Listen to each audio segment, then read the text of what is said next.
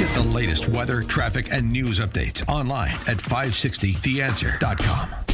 Now, from the Signature Bank Studios, this is Chicago's Morning Answer with Dan Proft on AM 560. The Answer.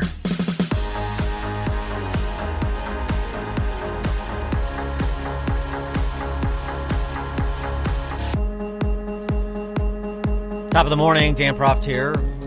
U.S. Ambassador to the UN, Mike Walls, on Fox News Sunday with Shannon Bream, talking about the prospect of acquiring Greenland. That is still something the president has suggested he wants to do, and it's escalating now that he has talked about imposing a 10% tariff on our erstwhile European allies who oppose the acquisition of Greenland. Mike Walls explaining that this is both a look back and a look forward, this desire to acquire. It's looking forward in the future threats that we do see rising, both from all of our adversaries, but also it's about looking back. This area, this region was completely ignored by both NATO and Denmark, who is a great ally otherwise, but just doesn't have the resources or the capacity to do what needs to be done in the northern region. And to the to the Democrats who say, well, they're giving you full access. Look, everybody knows that if you are renting a place or a home, you treat it differently than if you own it. Yeah. And from a standpoint of international law, President Trump is trying to make a deal, as President Truman tried to do in the 40s, as we did with the Virgin Islands, which we purchased from Denmark for $25 million in the 20th century. So there's nothing wrong with that, and he's doing what needs to be done. Yeah, that was in 1917. We picked up the Virgin Islands for a song. Yeah, I mean, the idea of acquiring through purchase is not unprecedented, although it's being treated as such, as is usually the case when Trump does something that the established order does not like. Scott Bessent, Treasury Secretary, was on with the ill-equipped Kristen Welker on Meet the Press to discuss this as well. And he addressed this as well as this false choice, the performative hysterics about, is it going to be Greenland or NATO, as if those are the only options on the table here. Anyway, Bessent. And annex all of Greenland, something that 85% of people living in Greenland oppose. Well, again, and let's look back. Denmark has a terrible history with Greenlanders. There was forced sterilizations up until the 80s or the 90s. So all of a sudden, now that the U.S. has expressed an interest, there is this new interest. And again, the United States needs to be in control to prevent a war, and that we do not want to get dragged into someone else's war. Is Greenland or NATO more essential to the United States national security? Well, Chris, that's obviously a false choice. That's a not from the perspective of European leaders. The European leaders will come around and they will understand that they need to be under the U.S. security umbrella. What would happen in Ukraine that if the U.S. pulled its support out? The whole thing would collapse.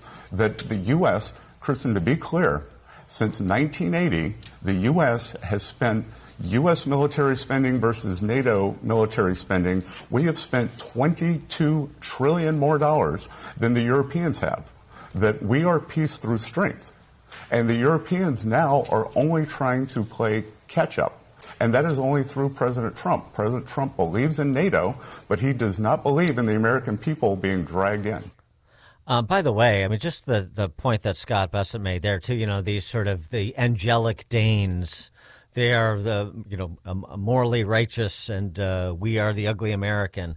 Yeah, he mentioned it in passing, but it was just last year that Denmark issued an apology to Greenlanders for the forced sterilization of Greenlandic women and girls by Danish doctors dating back to the 60s.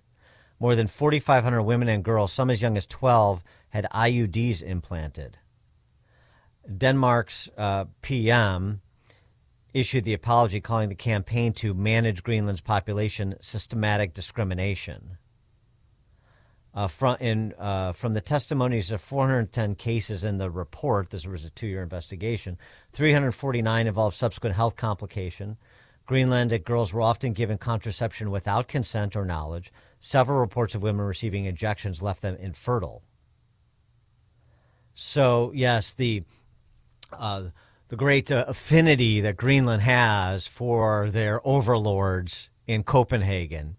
Maybe the D.C. press corps doesn't have quite as good a handle on this as they think they do, or they want you to believe they do for the purposes of being reflexively opposed to every utterance or idea or interest expressed by Donald Trump. For more on this topic and other geopolitical matters, Justin Logan joins us. He's the Director of Defense and Foreign Policy Studies at the Cato Institute. Justin, thanks for being with us. Appreciate it. Good to be with you. So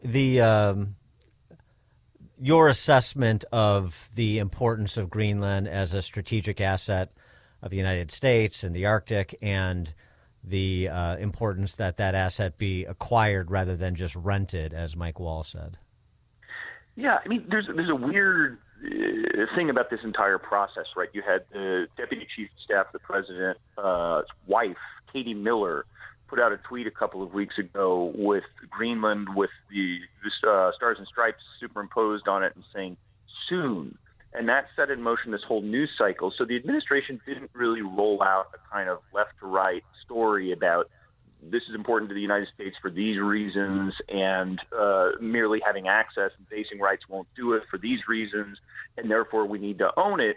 And I think if you take the president's own words, right, he did this interview with the New York Times also a couple of weeks ago, and in his telling, there's, well, why do you have to own it? And I'll read the quote from him.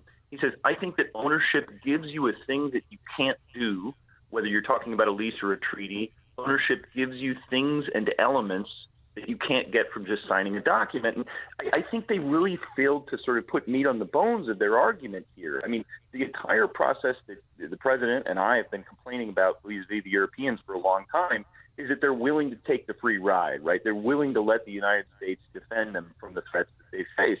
Well, if that's true, and I think that it is, then the Danes would be all too willing to have the United States park a bunch of materiel on Greenland. So I'm really grappled with trying to get my arms around what the difference between, quote, owning Greenland is and being able to put as much military material as we want. Well, I mean, but part of it is, I said of our erstwhile allies in NATO, there's a lot of things that the Western European nations do that I wouldn't suggest are in America's interests. And, I would even take a trust but verify approach with many of those individuals. And so my point to say is, look, we want to own it. So take your 2 dog sleds, and Germany, take your 5 guys and get off my land. And we're going to do in Greenland what we want to do, and it's going to be away from prying eyes, even our erstwhile allies' prying eyes. What do you think about that? Yeah, my approach is take the path of least resistance and see what happens, right? If the Danes, in fact, say, we're open to you putting as much material as you can under both the Washington Treaty and a treaty we signed with the Danes in the early 1950s, then see if it works, right? Determine what the U.S. national interest requires and see whether other countries are willing to play ball. And I think that what's going on here is it's a lot of stylistic problems when, in fact, I think there aren't that many substantive issues. And I think, to go back to, I'm not interested terribly much in what the United States owes to Greenlanders or owes to Europe even. I'm interested in the U.S. national interest. And thinking about, the 2024 presidential campaign, did anybody vote for annexing Greenland? Was this sort of on but I mean, that's not. I meing, that's not going to be something that you run a presidential campaign on. Or you run a presidential campaign talking very much about. I mean, he didn't run on extraditing Nicolas Maduro either. But things come up, or things are leveled up that you think you can get done without too much acrimony and to insert in service of our interests. I mean, so the kind of like, this is what I voted for, this is what I didn't vote for.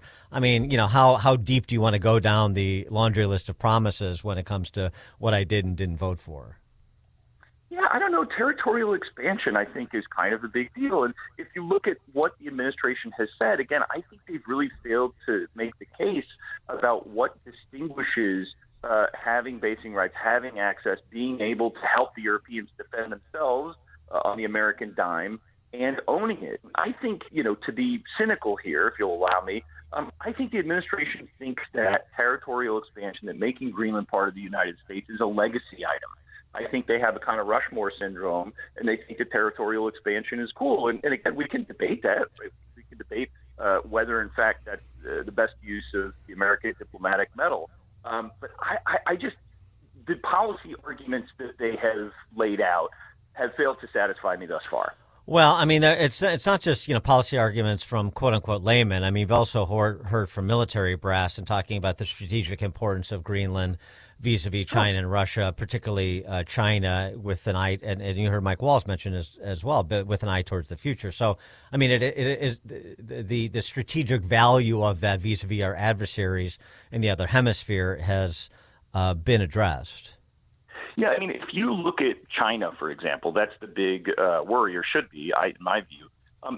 China has a base in Djibouti in East Africa, and it really has very little access to the Arctic. So if the Chinese, for some wild and crazy reason, decided that they want to be dominant in the Arctic, there are so-called sea lines of communication, right? Their ability to get to and fro the Arctic would be completely vulnerable to the American military. They're talking about thousands of miles of lines of communication. So I think there's very little reason to believe that they're going to go for that, because it's kind of a kooky idea. And if they did engage in that kooky idea, we should be kind of enthusiastic about it, because they'd be making themselves supremely vulnerable to the U.S. Navy.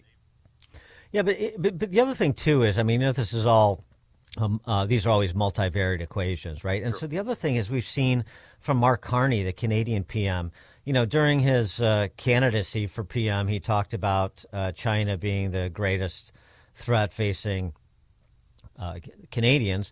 And then last week, he talked about how he has, the historic visit to Beijing, and he now thinks that Canada and China's interests are aligned in a way that they've never been before. That's a pretty quick 180. Yeah, there are a lot of actors playing with fire here, right? Trump tends to set people into, apoplexy with his every utterance. And so I think you've seen this, as you put it, 180 or kind of reversal take place, at least rhetorically. But I think a lot of actors, when they square up to the problem of what is it like if we have closer relations with China, they realize that it's not an equal relationship, right? They're very much the junior partner of the relationship. And you've seen that vis-a-vis Russia, right? Everybody talks about the Russia-China relationship. Russia is the junior partner in that relationship and has to take the deals that China offers. And so I think the Canadians can talk this way if they want to, but when they square up to what it's actually going to mean in practice, it doesn't look so appetizing. Well, and just the other thing, too, I mean, about, EU chief Ursula von der Leyen, who is, ripped from the pages of a Kurt Vonnegut novel.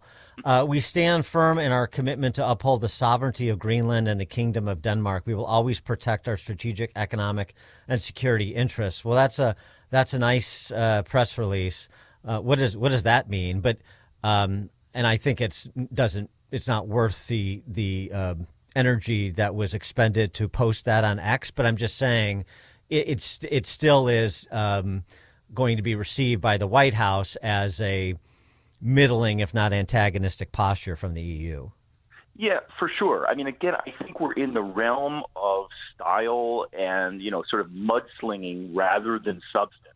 But the American position has been, we want to own, right? We don't want to talk about what material we can put there. We don't want to talk about mining rights. We don't want to talk about anything. We want to talk about owning it. And so, that is antithetical to the Europeans' diplomatic style, to put it gently. So I think that, again, if we're down to the question to, get into a fight with the Europeans about. Moving over to Iran, it was reported last week that Trump was open to a strike, targeted strike there, but I guess, and this is just the reporting, so I'm not taking this as gospel, but the belief was that the strike initiated would not result, had a small likelihood of resulting in advancing the notion of a regime change there, of taking out the current leadership. And so he demurred for now. But now we're getting, but he's drawn red lines, and we're getting more information out that the massacre of protesters could be, north of 15,000 people. And we have Iran trying to go full Kim Jong-un, apparently, and permanently sever itself from the global internet, have a sealed intranet. The question, I suppose, is, does it behoove America to allow Iran to become more and more insular and really, lock itself down the way North Korea has from the rest of the world? Or do we have an interest and maybe a commitment that was made to try to help those protesters advance the flag for deposing the Ayatollah? Yeah, I would distinguish between trying to pry open the Iranian communications networks and, for example, bombing their country.